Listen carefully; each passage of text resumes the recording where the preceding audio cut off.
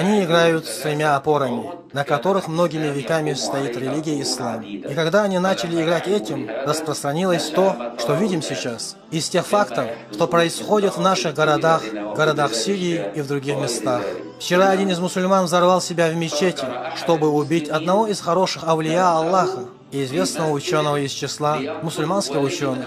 Он думает, что делает правильно, убивая ученого из мусульманских ученых. Какое понимание или разум должен быть у этого мусульманина, который, я уверен, помолился, прежде чем прийти, и был с омовением, чтобы умереть. Будучи при омовении, какой разум может быть у такого человека, который, не зная религию, направляется внутрь мечети взорвать себя, чтобы убить мусульманина? А тот не был плохим мусульманином, а наоборот, большой ученый из мусульман, возраст которого превышал 80 лет. Мы ведь знаем, что мусульманин в джихаде против неверных не убивает стариков, даже если тот неверный, а этот убивает старца, который не был плохим старцем, а был исламским ученым, обучающим, у которого тысячи учеников во всем исламском мире. Он же Мухаммад Саид Рамадан Аль-Бути. Да будет доволен им Аллах.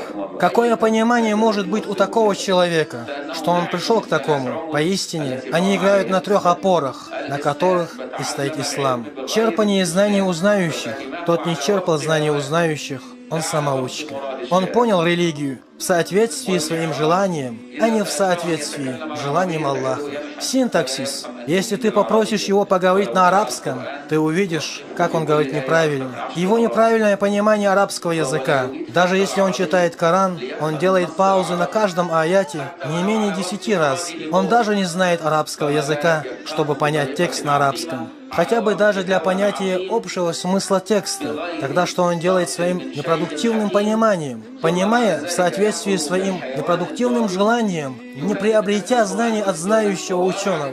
При всем этом он бродит, как заблудившееся животное, говоря людям про Коран и Сунну, в то время, как он сам является очень далеким от Корана и Сунны. Если бы все это не было именно так, то не было бы и смут. И получается, что одни люди подвергнуты смуте другими, что одни люди подвергнуты смуте другими. И ты увидишь его говорящим на общественные темы, в то время, когда он не знает правильной даже для самого себя, а он пытается руководить делами других. Он потерпел неудачу в управлении своей жизнью и телом, пытается руководить делами других. Он потерпел неудачу в управлении собственной семьей, потерпел неудачу в управлении своим маленьким домом. Он берется решать дела государства. Твоя обязанность, о мусульманин, еще раз вернуться к здравому смыслу, к религиозно грамотной речи и очистить свое сердце от мирского, чтобы правильно понимать желаемое посланника Аллаха, да благословит его Аллах и приветствует, в соответствии с желаемым Аллаха и его посланника, да благословит его Аллах и приветствует. И ты не подвергнешься смутам во времена распространения смут.